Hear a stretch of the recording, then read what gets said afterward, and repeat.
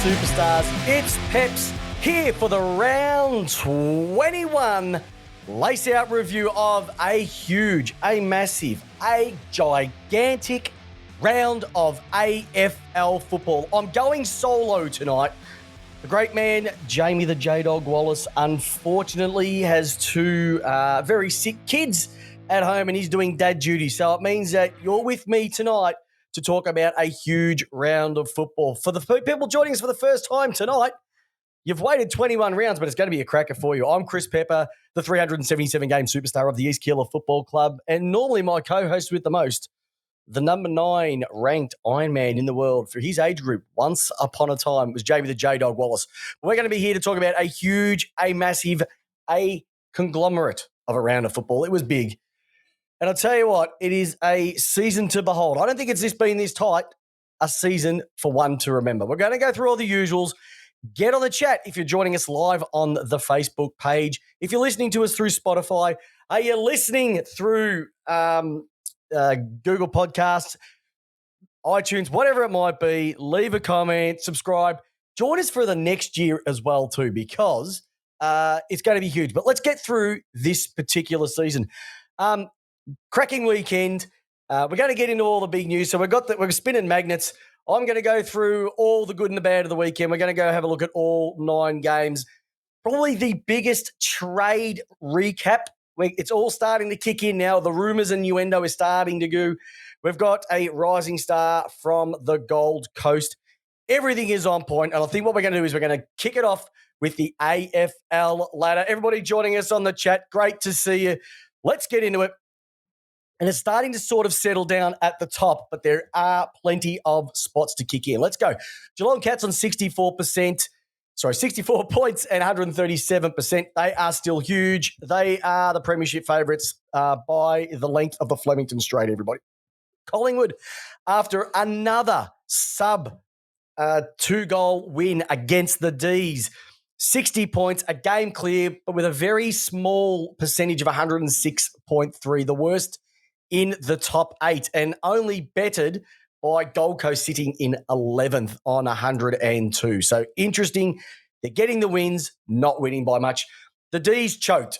Simple as that. They choked against Collingwood on the weekend. They had them on toast by halftime, and let's just say they went from yummy, yummy toast to burnt at both ends, and especially in front of goal. 56 points, the same as the Swans, the same as the Brisbane Lions. So those 3 teams, they're going to be slotting themselves in for the top 4. Potentially, you could throw in Fremantle as well on 54. That draw earlier on in the year is going to come back to haunt them. Carlton and Richmond on 48 and 46 points respectively. Patrick Cripps is appealing as we speak. As soon as we get a result, if it's happening during the recording of the show, we will let you know about it. St Kilda mathematically still can make it with 2 rounds to go on 44 points, and even the Western Bulldogs on 40, they can still mathematically make it. Forget about the rest. Gold Coast, they stuffed up on the weekend. They've had a bad run over the last couple of weeks. They should have cemented a spot in the final 8, but unfortunately just couldn't bring the milkshakes to the yard, Khalees style. Port Adelaide, they've been putrid this year. Hawthorn have been okay. They're on 32 as well as Port Adelaide. Essendon Tank, they did on the weekend. They got absolutely mauled by the Giants. Adelaide Crows had a good win against West Coast on 28 as well. GWS on 24. Very, very disappointing season for them. And then looking at the last 2, West Coast and North Melbourne, basically percentage, I think we'll split these 2 teams on who's going to get the first and second. West Coast on 61.1 and North Melbourne on 55.8%. So there's the ladder. I think there's still going to be a bit of movement in the top 4, definitely in the top 8. Usually it's been locked and loaded and finished by now, but with still 2 rounds to go, this is turning into a cracker of a season. All righty. Next thing that we're going to swing into is all the around the grounds. Now we're going to do around the grounds very shortly. Let me get into the drags. So let's get into the bad side of things at the moment because it's time to spin some magnets. And I had a bit of a chat with J-Dog earlier about these, and we've come up with a few. So let's start with a bit of good old Ronald Dale Barassi. Haley off, Ellingworth on. Bloody winkers piss. All righty. First and foremost, this mob have let me down. Finally, they've let me down. Gold Coast. They're my second team. I love everything about them, but finally, it took them to round 21. Usually it's by round 2 or round 3 that their season's over, but round 21 it took them. And Gold Coast, they've finally let themselves down. It was a disappointing loss to Hawthorn, and it has ended their season. One of the lace-out favourites, Tommy Roker's on the chat right now. He is going ballistic. He was saying they were playing finals. It's not going to happen. Another, I wouldn't say wasted season, considering probably one of the best players in Ben King did not play all season. So when you add him into the mix next year, there is plenty to like about them. So it was a massive year of development. I still like where they're going. Just a bit of disappointing because I really think I would have loved to have seen them play finals for the first time this year. Right here. Josh Kennedy from the Swans. Now, I've put this one as a negative. Hear me out. Absolute superstar. Retired today, but what peeves me off more than anything is that he doesn't get the final swan song game he deserves. He won 3 All-Australians, 3 best and fairest. He's a premiership player during his time at the Swans too, and over 250 magnificent games for the Sydney Swans. And unlike some players, he won't have the chance to get the ceremonial chairlift running out with the kids on that final game because he had a bad hammy tear on the weekend for the Swans VFL team. That sucks, and that's why, Josh Kennedy, mate, you are an absolute champion and you are a legend of that Swans team. And you consider that he came from Hawthorn, went to Sydney, and what he did up there, delicious. Awesome. All righty.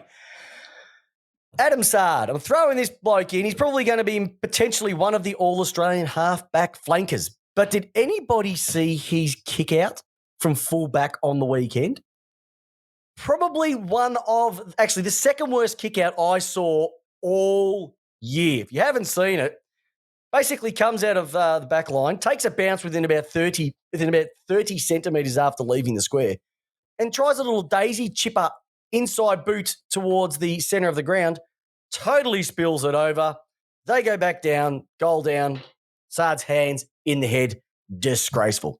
I thought that was the worst mess-up that I'd seen all year. Until North played, and a great man by the name of Jaden Stevenson. Jaden Stevenson, we're talking about Jamie's son, Jaden Stevenson, for the worst ever kick-out in the history of 2021 and 2022 combined, full stop. It wasn't just the kick-in that stuffed up. So he stuffed the kick-in, right? So he's gone a little chipper once again to the middle of the ground. He's kicked it straight to Big Danaher from the Lions. But what does he do? He doesn't put his hands up and try to stop him. He turns 90 degrees, puts his hands on his head, and basically is looking at the scoreboard. At the same time, good old Mr. Danaher just waddles straight in and goes, whooska, straight over his head. He didn't even see him until the last moment. If you can get a chance, drop onto YouTube, drop onto the AFL website, even drop onto your KO subscription and have a look at the goal or the kick out. You will piss yourself laughing because it is one of the funniest things I have seen in quite a long time. So that's the bad for the week because there was so much good footy. I want to get into the good stuff. And you know what that means? 3 votes. That's exactly right. It's time for some 3 votes. All right. First and foremost, what about the unpredictability of the final 8 round, everybody? We've got 2 rounds to go. I mentioned it earlier. 6 teams can make the top 4. Up to 10 teams can make the top 8. And I said mathematically the Dogs can as well too. It hasn't been this tight and exciting. I know the AFL are loving this right now, and it is awesome. It's going to get even better with 2 weeks to go. So what's going to happen? I don't know. Rightio. Geelong and Collingwood. If we were playing bingo, it would be legs 11 in a row. Winning form is good form heading into the finals. Collingwood are basically just getting across the line against everybody. Geelong are simply dominating. Will they be the 2 teams that play in the grand final this year? I've put my agates on the line quite a number of times this year. I'm saying no. I don't think Collingwood will make it. Geelong are a certainty to make the grand final unless they get coxed like Richmond did in 2018. Another thing I want to share is, and a lot of you would have been seeing this, back in Victoria, a lot of local footy finals are kicking in. A lot of junior teams are playing their finals footy. It's great to see on the social media posts of kids playing finals and winning flags for the first time since 2019. I know last year the season finished around about halfway through and they gave some flags out to teams who were on top of the ladder at that stage. But actually playing in that grand final, winning it and getting to get that medal and hold that cup at the end of the game is something that we haven't been able to do since 2019. So it's great to see, and the seniors are going to be kicking in over the next couple of weeks. So stay tuned. And if you've got a chance, get down and watch some local footy, because local footy is so much awesomer than the AFL. Let's be honest. It's umpired differently. It's umpired better. It's pure footy at its best.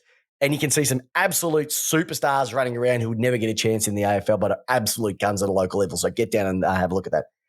And last but not least, after massive feedback last week, a couple of the boys went out and did it again. And you know what I'm talking about. Bags, bags, bags. We love it when they kick 'em. Ooh, bags, bags, bags. It's gotta be 6 of them. Bags, bags, bags. We love it when they kick 'em. Ooh. Oh, it's bags, bags, bags. And how good was it on the weekend? 2 bags to be kicked. One was more special than the other. Let's be honest. Let's start with the lower one. Nick Larkey, another 7. So a couple of weeks ago, he kicked 6. Now he's come out and kicked 7 for North against Sydney. And considering that they got a little bit smashed, that was an awesome return. But does it get better than this, trendsetters? Josh Kennedy from the West Coast Eagles. Final game he will ever play for West Coast. Goes out against the Crows and slots not a couple, not a handful. He slotted a bag of 8. Now, the biggest last game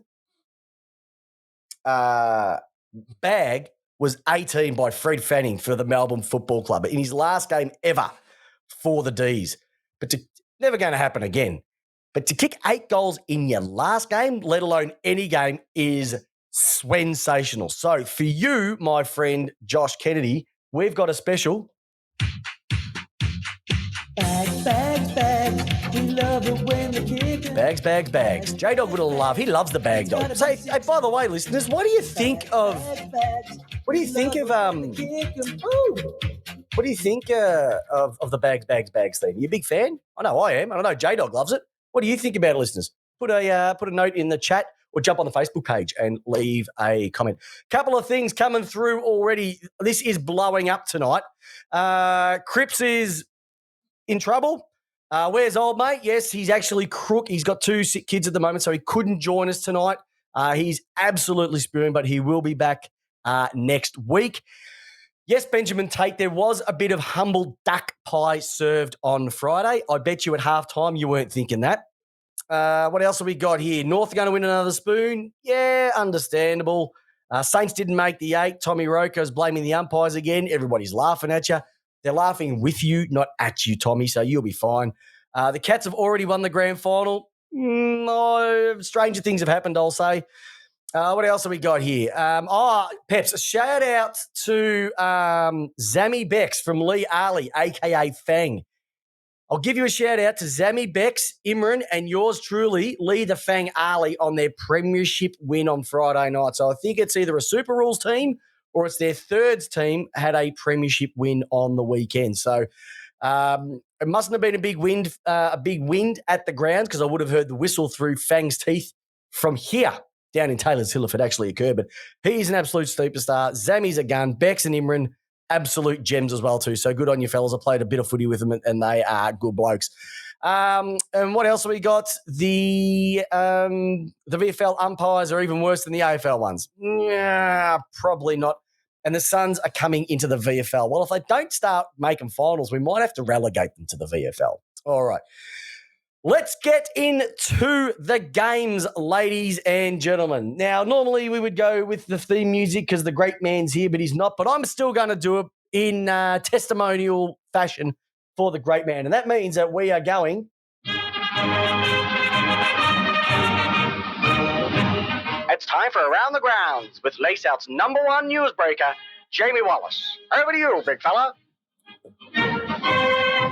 Alrighty, peeps. Now, let's have a look at the games from last week. All right. Now, we're going to talk about a game that I went to Friday night. 70,000 ferals. It was 12-year-old mature cheddar versus the coon slices. The D's versus the pies. Basically, it was hot pies, get your hot pies. Hot pies by 10 points over the D's. And from a Melbourne supporter's perspective, there's two ways you could look at this. We dominated them for the first half. If anyone watched that game, Melbourne dominated them for the first half. But there's a saying that I've rolled out for many, many, many years on this podcast. And it's simply this. Bad kicking is bad football. Melbourne Football Club, you are the epitome of bad kicking is bad football. Bad kicking going into the 50, burning people left, right, and centre, but your set shot kicking is putrid. Can I just give you a stat from the game itself? So from a conversion rate side of things, Collingwood had 21 scoring shots. Melbourne had 24. Okay, three different. Melbourne kicked 13 goals, 11. Collingwood kicked 15 goals, 6. Accuracy. But it's not that pissed us off more than anything. How can you lead an inside 50 count by 24 and still lose? Well, you are when you convert at 54%. When Collingwood converted in front of goal, I've never seen this before. They converted in front of goal 71%. I think it was something like 11 or 10 or 11 of their goals they kicked from set shots, and it was 10 goals won from set shots. You're not going to beat that. So it just goes, if you've got that efficiency inside 50, nothing's going to stop you. Benji Tate, you are an absolute superstar, mate. You're right. A lot of dump kicks into the 50 by the Ds. I don't know whether that's a game plan. I don't know whether it's, hey, you know what? Put it at the top of the square, cause the chaos, get the crumb and go in. But there's been so many other options that they can go with. They're not even opening their eyes. It's almost like they've got the tunnel vision to go down to forward. If Benny Brown doesn't mark it, somebody's going to scoop it up. It's not good enough. The sublime kicking of Collingwood into their 50, they switched it. Melbourne was smashing them across the board, leading in contested possessions, leading in disposals, leading in clearances, leading in inside 50s that I mentioned, and they came out and destroyed us. Their backline was absolutely sensational. Side bottom destroyed Langdon on the wing. He just held his position all night, and they knew that they could go out to him.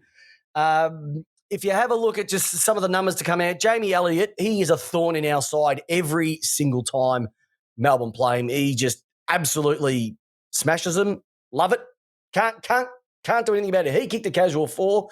You've also got for the Pies, this guy by the name of Ash Johnson, kicked 3 goals in 5 VFL games. They put him into the ones. It just goes to show he's a ones player. 6 disposals, 4 goals, 2 clutch in the last quarter. They win by 10 points. Another win, 11th in a row, and I think it's their 10th under 11 points as well, points under 2 goals. So one thing that really pisses me off, and this is not just about Melbourne, I'm talking about all AFL footballers who, and I'm blaming a little bit of Stevie Johnson, but Stevie Johnson could actually kick it. When you're 30 metres out, kick excuse the French here, a fucking drop punt, please. Can you just kick a drop punt? This around the corner business, around the corner on your wrong leg is bullshit.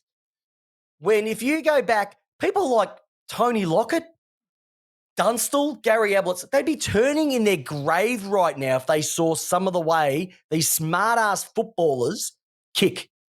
Just go back, kick a drop punt, go straight, do it. It's almost like there's no accountability for it. And I saw it perfectly on the weekend. Collingwood drop punts, kick goals. Melbourne, around the corner, bullshit, kick points. On the full, no good. Absolutely no good. So if I was Simon Goodwin right now, I'd be saying it's drop kicks. Sorry, a drop kick might actually be better than the way that they're converting at the moment. Drop punts would be a hell of a lot better as well too. Even someone like Christian Petrarca has kicked, I think, had 56 shots on goal and kicked something like 18 goals. That's putrid kicking. Putrid kicking. And if he kicks 2 or more goals in a couple of those games, Melbourne is sitting equal second by a mile. But Collingwood, you are doing everything right now. Are you going to be peaking too early? It's too early to say, but you're doing everything right. Your form is sensational.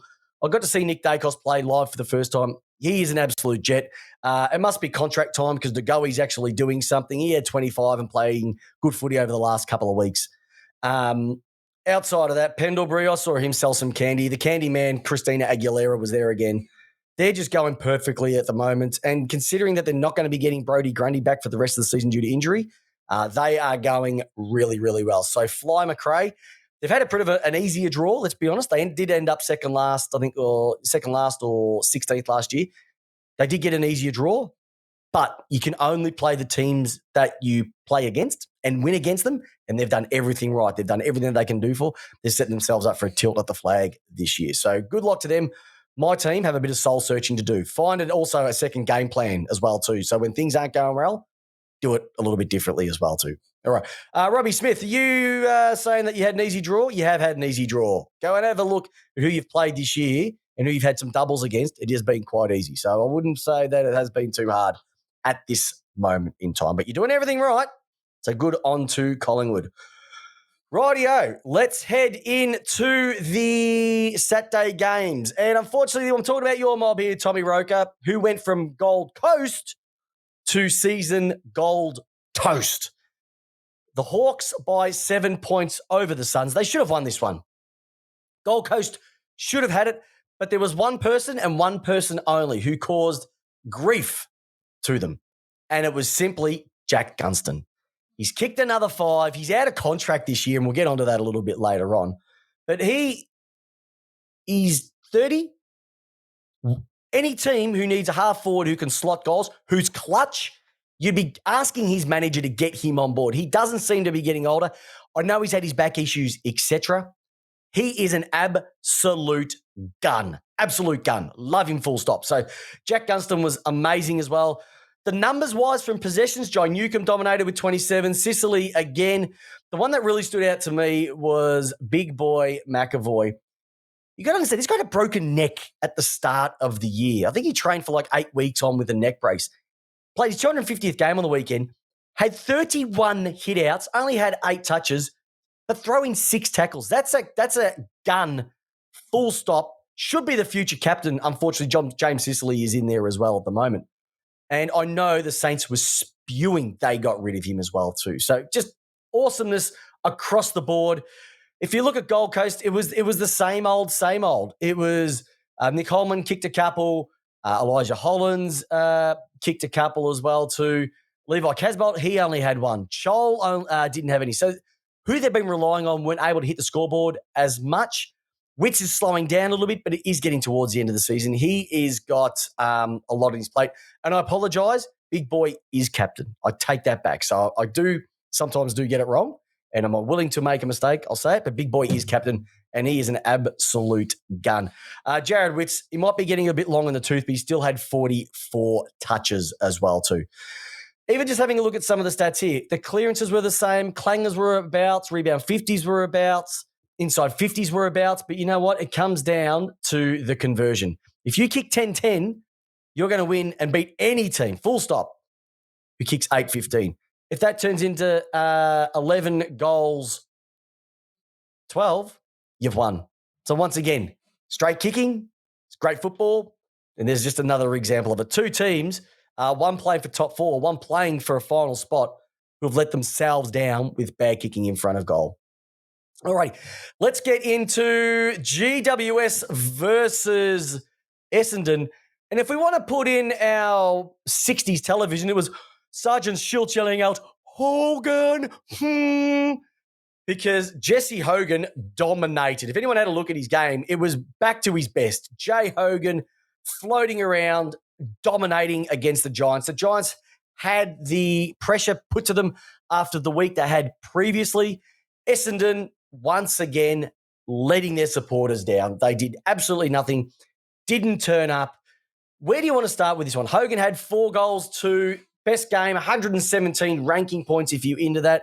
17 possessions, 12 marks, just dominated the game full stop. He was supported by Lockie Whitfield. Can I ask anyone, does anybody actually rate Lockie Whitfield? I don't. I don't at all. I don't. He's getting paid an absolute truckload, and he is one of them who they've overpaid big time to keep in there. Don't rate him at all. Absolutely not. Don't rate him. Shocking. Callum Ward had another 25. Harry Himmelberg had 23 as well too. Toby Green had a quiet day, but he did kick 2 goals, 14 touches as well. If you want to throw in there, Kieran Briggs in the ruck and Braden Pruce, Mr. Clumsy, Mark II, both had 14 and 23 hit-outs respectively as well too. From Essendon's perspective, if you have a look at their goal kickers, it was Mac Welfie kicking 4 on the weekend, which I haven't seen him do, I don't think, ever. 2 meter Peter. He kicked his casual 2. Jake Stringer, he had a really slow day. 0 goals, 3 behinds. They were just dominated from woe to go. 3 goals, 3 start. Half time, it gets nice and even. 2 goals into the 3-quarter time, and then they put the foot down to win by around about 17 points. So it is 3 goals, but it was a great win in my... Oh, sorry, I'll take that back. It was... I've written the wrong point. 27-point win by GWS, and they just dominated. So cracking stuff altogether. Really disappointing for GWS. And the worst thing about it is you're going to have people like Taranto, Hopper, potentially Jake Riccardi as well, Tanner Bruin, all these type of players, because of the salary cap squeeze, they're going to have to leave for a team that's already at the moment sitting 16th. So they've got challenges, GWS, from a financial perspective. But then you've also got Essendon, who just didn't turn up again. Massive contract apparently being offered to their captain to go up to Gold Coast. So that's an interesting one to see Heppel to go up there for a bit more leadership. But outside of that, they've got a lot of soul searching to do. A lot was promised by Essendon this year. And just like Australia Post, they didn't deliver at all this year. All right. Let's have a look at the lob shot. Western Bulldogs were beaten by the lob shot. Freo by 18 points over the Western Bulldogs at Marvell Stadium. I slotted the Doggies in to win this, especially after their last couple of weeks haven't been too bad. I thought they would have run away with this, and I thought Freo were definitely on the decline after what they did against the D's the week before. But was I wrong? Answer this for me, people. Why would you be Rory Lobb? Try and say that one fast. Why would you be Rory Lobb and leave Fremantle? Why? It doesn't make any sense to me. Why would you go and leave a team who is on the climb, working towards a premiership window? If they get Jackson, which isn't going to be the golden ticket, but he's going to make a massive improvement to their around the grounds as a second ruckman and another on-baller. Why would you leave when you've got the potential to play in a flag and go over to the Doggies, the team that you just played against, who have just pulled in Sam Darcy's played his first game. You've got Bruce, you've got Norton, you've got Ugelhagen. Why? It doesn't make any sense to me. If anyone's had a chance to see Rory Lobb's goal kicking on the weekend, he was clutch. He was flush. That's how you kick goals. They might be the wankers with anchors, Tommy, but they were sublime. They were absolutely sensational. Luke Ryan had his best game for the season, no doubt. He had 32 touches. Andrew Brayshaw, he had his casual 21 with a goal as well. Like I said, Rory Lobb kicked 4. Michael Frederick, he is an excitement machine. Love what he brings. He kicked 3. Matt Tabernar had a bit of an injury scare, I think, on the weekend as well too, but he had his 2 until he went down. So they were just magnificent across the board. David Mundy, he's 36. He's not going to be playing next year. Could North just put out to him and say, come and join us. Just come and join us, please. Come and join us and just help us set up for the future, because he's good enough. He can't tell me that he wouldn't beat anybody in North for a position outside of a forward or a key back. He'd beat any on-baller. So get onto him. Get onto him. From a stats perspective, scoring shots were pretty much across the board. Disposals were very similar, but it was the conversion, once again, that conversion in front of goal that had the win. North aren't going to Tassie, I don't think, Tommy. I know players get lost every single year. Every club uses it. I just get some clubs get poached a little bit more. Yours is one of them, which is a bit of a shame as well too. All right, let's get into the David Roden plate. It was the Port Adelaide Power turning off the switch against Richmond. You would have thought that Port would have come out and gone, all right, this is it, stake in the ground. We're not going to play finals, but we're going to have a red-hot crack at this. There was nothing red-hot. They were ice cold. They were absolutely another putrid effort. I don't think they played this bad in a game since the prelim final in 2021 against the Western Bulldogs. Richmond went over there and dominated. Shai Bolton, he kicked his four. Tommy Lynch, once again, I reckon the most overrated key forward in the league. I think he gets a lot of cheapies, and I've said that for weeks to come, yet I'd still have him at the Ds. They kicked their fours. Daniel Rioli, would you put Daniel Rioli in the All-Australian talk for his play of halfback this year? I think you can. He's got a lot to beat. Sinclair, Sard, Brayshaw, just a few of the numbers that we're rolling through, but he could be a massive chance, and I wouldn't have seen it by the start of the year. So going from forward to back, he's been magnificent. Been one of the reasons why they've been able to stay in finals contention, even with Martin coming out. He's lifted his performance this year in his output as well. Well supported by Prestia, Cochin, 32 and 31 touches as well. Toby Nankervis, massive game in the ruck there with 48 hit-outs as well. And they just dominated from way to go. Pretty much even Stevens until half-time, but a 7-3 third quarter blew the game completely open. And by the end of the game, even the scoring shots, 10-11, it wasn't bad kicking. Richmond came out and kicked 16-13, and that's why they've won by 45 over a very poor Port Adelaide. From a goals perspective from Port Adelaide, there wasn't really much to talk about. Lots of twos. So Charlie Dixon didn't do much. And that's it. Oh, and Jeremy Finlayson had his two as well too. So nothing really to do much. Nothing to really rate home about. Ollie Wines had 32, but, didn't really dominate the game. It was pretty much a normal Port Adelaide game. They didn't dominate, and their names on paper probably paint over the cracks. Kochi's come out and said, not everybody's safe. Everybody's going to be reviewed. So Hinkley isn't safe. To Jamie's smile, he is rapt about that. So it's going to be interesting to see what happens with Port Adelaide. Do they do a clean out? Are they past their premiership window? I personally think that they are. I know that they've got their eyes on Cozzy Pickett at the moment. So does Adelaide, and so does West Coast over in Perth, but I don't think he's going to go anywhere as well too. But, yeah, just really disappointing effort from Port Adelaide. And Ninthman, they're in the 8 at the moment, and they're going to be playing finals football. And probably 6 weeks ago, we wouldn't have said that was going to be a thing too. So awesome to see. All righty. Saturday down at GMHBA Stadium, Saturday evening, it was pussy galore, if you're talking James Bond style. Geelong by 45 points over the Saints. I thought the Saints at one stage were like, hello, here we go. This is going to be nice and tight. How was I wrong? And Geelong went, foot on the pedal, 6-3 at quarter time, game's over. St Kilda bring it back to within 2 goals at halftime. You're thinking, oh, can they? Geelong just do what they do. They kick 4. Saints don't kick any. And then they pile on 5 in the last quarter to absolutely dominate the game. But here's the thing, though. If you're looking at Geelong at the moment, I can't see a weak spot. And it really hurts me to say that, because for years I've been wanting Geelong to fall out of the 8. I thought, Dad's Army, I didn't even think that they would do anything this year, but they consistently, their older players just do what they need to do, and the young crop coming through, and they've plugged holes. So if you think about it, they needed to plug some holes and get some outside run and get some speed. So what they do, they went and got Isaac Smith. There's their outside run. They needed a goal kicking forward. We're going to take the risk, and we're going to say, we're going to get you, Tyson Stengel, come over to us. He's been a revelation this year. We need a forward to support Tommy Hawkins. Who are we going to go and get?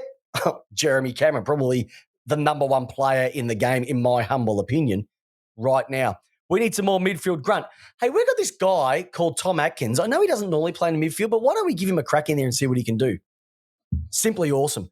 And I can go on, and I can go on, and I can go on. Sam De Koning, First-year player playing on all the key backs throughout the year has dominated. Now, I know Nick Dacos is going to win the Rising Star.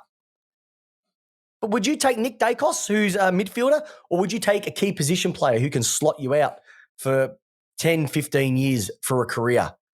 That's a tough one when you got a kid that good. You've even got an Irishman, Mark O'Connor, just doing his thing as well. They are sensational. They needed some run. Max Holmes. They target who they want. They get them, and they never drop out of contention. And they are a club that grind my gears, but I'm envious of them because they give their supporters success every single year. Might be a little bit different in finals, but they give success every single year. St Kilda, another wasted season. Like I said, 8-3 at the start of the season. They've fallen over completely since the bye. I don't know what you can say about this mob. Ryan Marshall, he had 37 hitouts on the weekend. Brad Crouch had 28. Brad Hill had 26. Seb Ross had 23. There's not really much more to go with that. Disposals-wise, it was pretty much the same. Conversion was pretty much the same. But when you're, even from an inside 50s was pretty much the same. But once again, it came down to who's going to kick them up. Geelong just did a lot more on the scoreboard with a lot less possession, a lot more direct. They're less run and gun. They're less chippy. They just go forward and they score because they know they've got big boys down there who can take it. They've also got smalls who can scoop it. And then you've also got the back line who are going to stop it. So they are playing great footy. The only concern that you might have is, are they peaking too early? 11 in a row? Would you rather have a loss now or would you have a loss in a couple of weeks? I know we say it's not going to happen, but you never know. Finals is a different story altogether. All righty. It was a Tats Lotto-like demolition. Now, if anybody doesn't know what Tats Lotto is, it is a lotto that we have here in Australia for our overseas listeners. And the Swans by 38 points over North. It was a Tats Lotto-like demolition. You're probably thinking, Peps, what do you mean by Tats Lotto-like demolition? Let me run through some numbers. 23, 11, 1, 5, 6, and 20 with a supplementary number of 21. Lance Franklin, 4 goals. Tom Papley, 3 goals. Chad Warner, 3 goals. Isaac Heaney, 2 goals. Logan McDonald, 2 goals. Sam Reid, 2 goals. And Errol Goulden, the supplementary number 21, had 1 goal. They were sensational against North. North had a crack. Oh, I so want this guy. If you want to have a crack at a young key forward, Nick Larkey is an absolute gun. Absolute gun. 7 goals from 11 disposals, 9 he only had 3 of those as marks as well too, which is exciting. 1 tackle. He doesn't have to tackle when he's slotting them through the big sticks. And he is, you pair him up with Cam Zurhaar, who also kicked 2. That's a nice little dynamic duo that you've got there. But outside of that, there wasn't really much to write home about. From a disposals perspective, Jai Simpkin is once again having another great year. Jaden Stevenson had 31 for probably one of his better games of the season as well. He also had 6 tackles to go with that, Jai Simpkin. Jed Anderson had another good game with 27 touches. The Hyphen will probably win their BNF this year.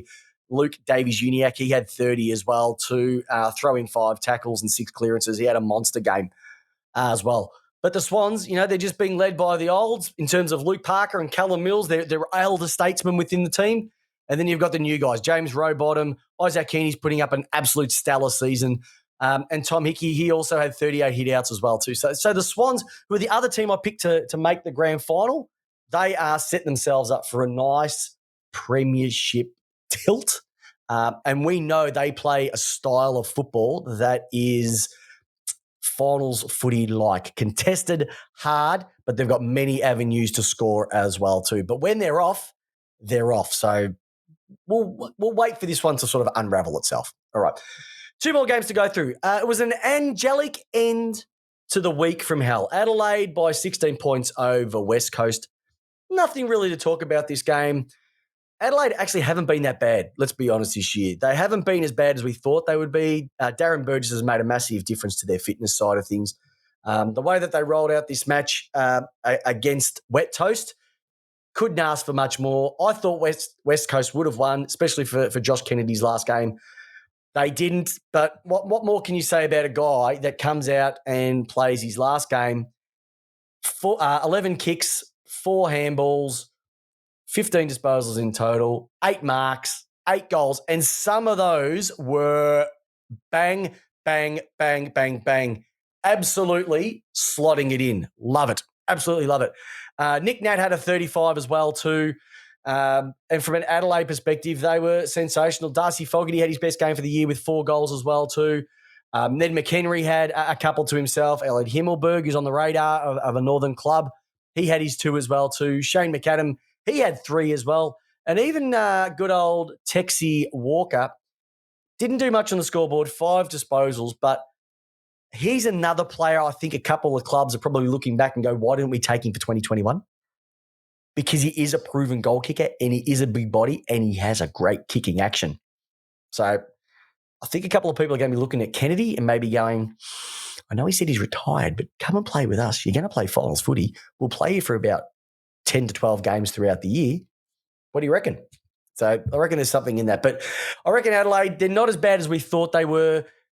They're still rebuilding. They've still got a lot of work to do, but they're heading in the right direction. And West Coast, they've got a lot of work to do. And I think it's going to be a long rebuild. They've got too many people north of the age of 30, and it is going to be tough. They've got an average age of 26 years and 10 months, which is not too great. And if you look at it from a games perspective, they average 126 games to Adelaide 66. So it's almost half. So they're really long in the tooth and they're going to have a clean out. They've got everything out of that group. And finally, the last game of the weekend was nil before the Kings of the Gabba, the Brisbane Lions, by 33 points over Carlton. We're still waiting for an outcome for Mr. Cripps, Patrick Cripps's report on the weekend. It is at the tribunal. If we get it before the end of the show, we'll let you know. We haven't heard anything yet. If anybody's on the chat and can find out for me, please shoot it through whilst I'm reading this out. But Lachie Neale, you can understand why he's the equal favourite for the Brownlow now, everybody. You can understand it because this guy is playing the best football since his last Brownlow. And that says a lot because that one was a corker. Has he actually got better as well too? He had 32. He kicked the first goal of the game, which was an absolute corker, 9 clearances. He had 4 frees for himself as well. So he's getting in and getting the ball and, more importantly, getting to the ball first, copping those free kicks. Well supported by Hugh McCluggage, Reith Matheson as well too. Oscar McInerney, he's also looking a little bit sore. He had a casual 37 on the weekend. Carlton, they've just been decimated. We've seen how many injuries that they've had over the last number of weeks. It's probably going to get worse for them as well too if Cripps doesn't play this week. They're up against the Ds. We'll get into that a little bit later, but it was the same old. Sam Doherty, halfback.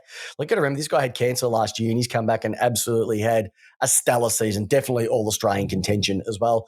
Sam Walsh does what he does. Patrick Cripps does what he does. There's been a bit of pressure on Adam Chera since he's come across from Fremantle. Has he made that much of a difference for them this year? I don't think so. I think someone like Doherty has definitely had more of an impact. But is it because he's in with that, maybe because Hewitt's not there and a few others aren't there, that the spotlight's going on to him, where previous to that he was actually sliding in nicely and performing his role? I don't know. Maybe that's the reason as well too.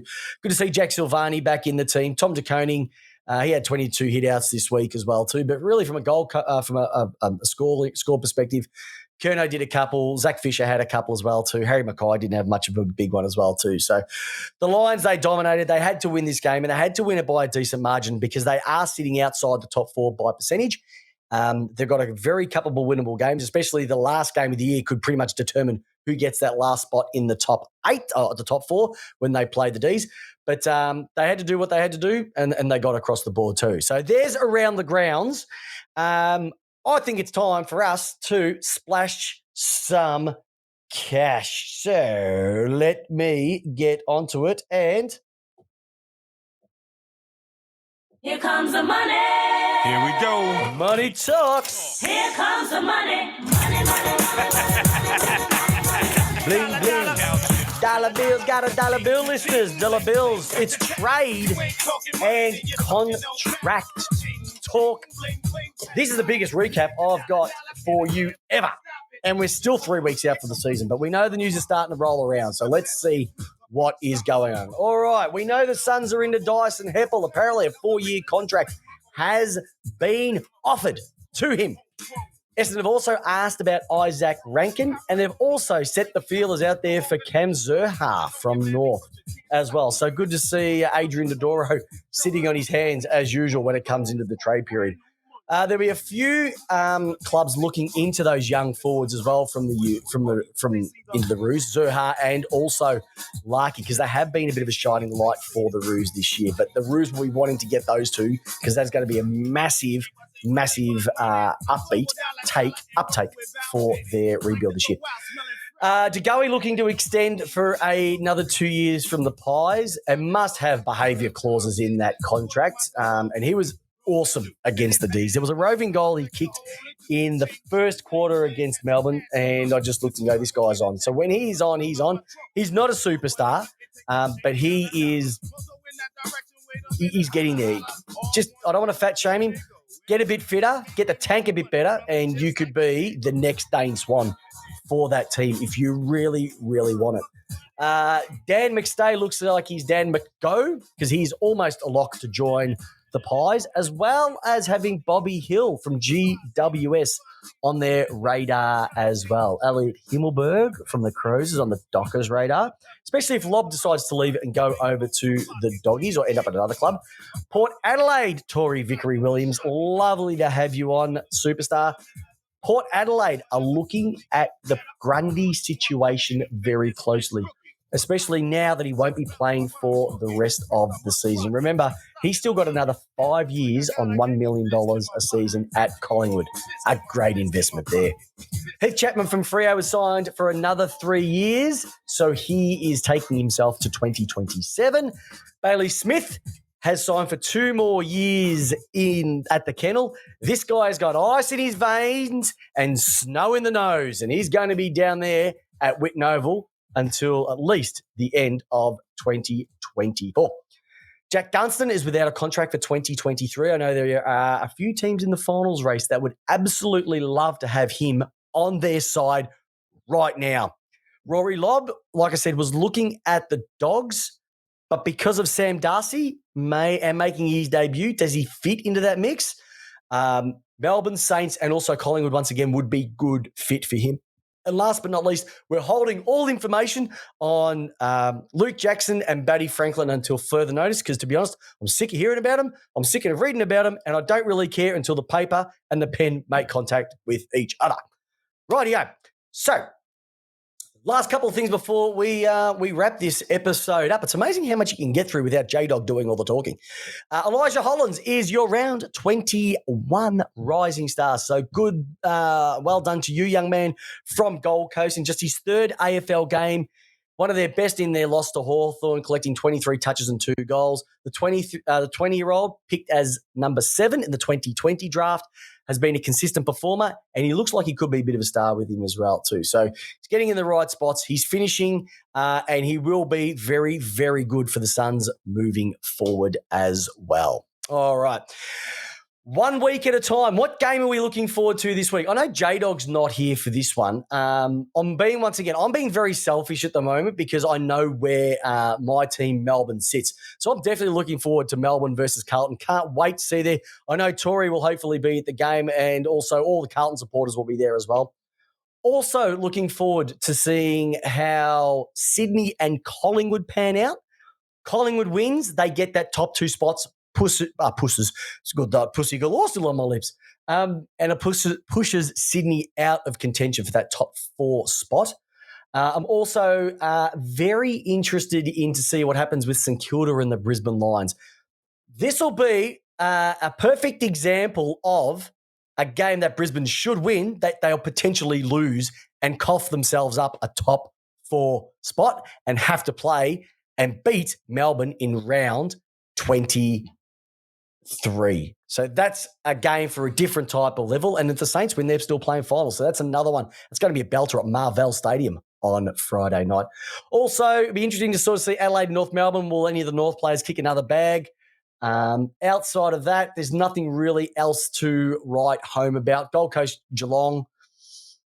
I can't see Geelong losing to Gold Coast, but hey, we've seen stranger things happen over the course of the year as well too. And Tori won't be there because she'll be in the President's Club. I am jealous of you once again, young lady. Rightio. So, listeners, that's lace out for round 21. Like I said, I had to go hand solo tonight because the great man Jamie was unable to make it due to illness, but that's okay. He'll be back with us next week.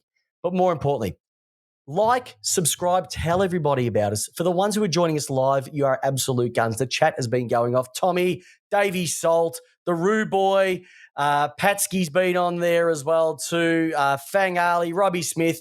You know all the names. Thank you very much for joining us. And everybody listening to us live, listening to us on the podcast, in the car, on the way to work, thank you very, very much. It's Lace Out. I'm Chris Pepper. And more importantly, I hope your team wins this week. And it's how you want your footy. Have a great week, listeners. Stay tuned for Tip Out. Coming out in a couple of days. Thanks for listening to the latest episode of Lace Out. Head over to iTunes and Spotify to subscribe, rate, and leave us a review. And remember, join us every single Tuesday night, 8 p.m. Australian Eastern Standard Time, on our Facebook page with yours truly, Christopher Pepper, and the co-host with the most, Jamie Wallis, giving you your footy how you want it. Lace Out.